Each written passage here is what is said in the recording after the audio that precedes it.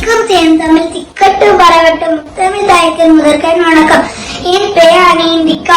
கேம்பி பள்ளியில் 4ஆம் வகுப்பு படிக்கிறேன். இங்கு வந்து அனைவருக்கும் தமிழ் வணக்கம். நான் இப்போது பேச போகும் தலைப்பு தமிழா, நீ பேசுவது தமிழா? ஆம், தமிழ் மொழி உலகின் பழமையான மொழிகளில் ஒன்று.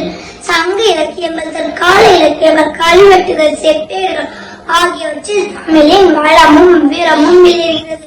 உலகின் மிகச்சில மொழிகளில் தாய்மொழி உரிமையோடு நூற்றாண்டுகள் கடந்து வளர்ந்து வந்துள்ளார். தமிழும் அதில் ஒன்று. தமிழ் மொழி எளிய வகையில் கருத்துக்களை தரும் திறன் கொண்டது.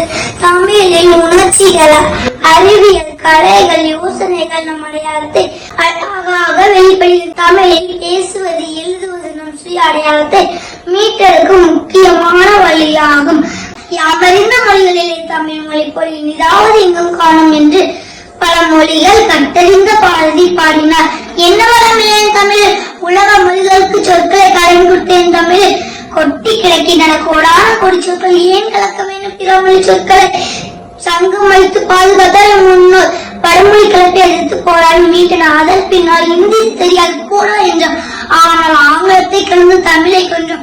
இன்றைய நவீன உலகத்தில் பிற மொழிகளை பேசுவது நம் அன்றாட வாழ்வில் அங்கமாகிவிட்டது.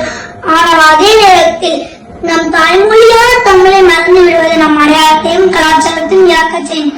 தாய்மொழியை மறந்தால் தமிழரின் வரலாற்று பெருமையும் பண்பாட்டையும் இழக்கும் அபாயம் உள்ளது.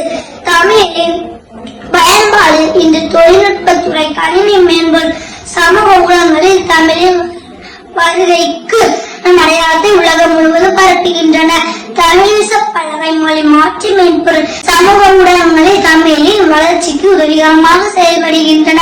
அன்னையை தமிழ் வாயால் மம்மி என்று அழைத்தாய், அழகு குழந்தையை பேபி என்று அழைத்தாய், அழகு குழந்தையை பேபி என்று அழைத்தாய், என்னடா தந்தையை டாடி என்று அழைத்தாய், என் உயிர் தமிழை கொண்டு நீ துளைத்தாய், என் உயிர் தமிழை கொண்டு நீ துளைத்தாய்.